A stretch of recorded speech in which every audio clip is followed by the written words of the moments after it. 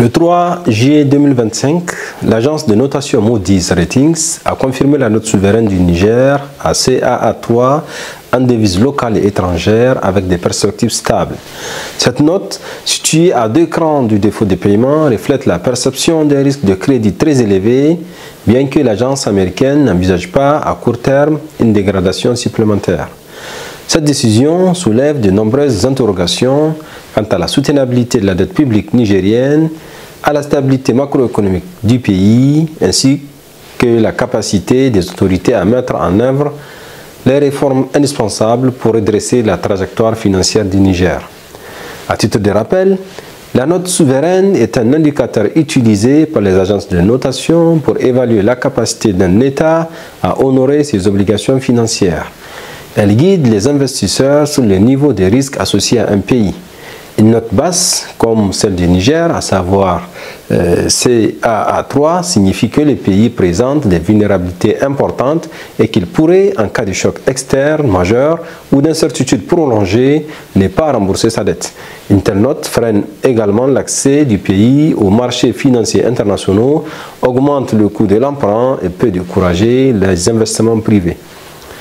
Donc, la décision de Moody's de maintenir la note du Niger à ce niveau repose principalement sur le contexte politique local et sécuritaire fragile, aggravé notamment par la rupture des relations diplomatiques avec plusieurs partenaires traditionnels après le changement de régime en 2023.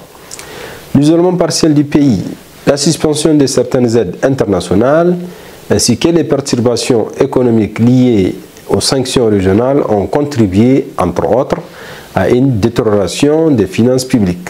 Cependant, l'agence estime que les perspectives de stabilisation sont présentes, notamment grâce au redéploiement progressif de la coopération avec des partenaires comme le FMI et la Banque mondiale et à la résilience relative des secteurs extractifs. Pour autant, la soutenabilité de la dette du Niger reste préoccupante. En effet, les recettes fiscales sont faibles. Le ratio global recettes sur PIB devrait rester bas, entre 10 et 12%, bien en deçà des standards régionaux.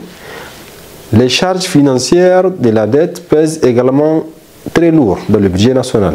En 2025, par exemple, elle représente 743,33 milliards de francs CFA, soit près d'un quart des dépenses budgétaires. Cette situation limite au passage les marges de manœuvre du gouvernement et sans réforme structurelle ambitieuse, le risque de défaut restera sans doute très élevé. Face à cette situation, le gouvernement doit impérativement mettre en œuvre un ensemble de réformes à court, moyen et long terme. À court terme, il est crucial de renforcer la gouvernance budgétaire, de mieux cibler les dépenses publiques et de restaurer la confiance des partenaires financiers, notamment via une transparence accrue dans la gestion de la dette. À moyen terme, l'État devra s'atteler à élargir l'assiette fiscale, moderniser l'administration publique et stimuler les investissements productifs, notamment dans l'agriculture, l'énergie et les infrastructures.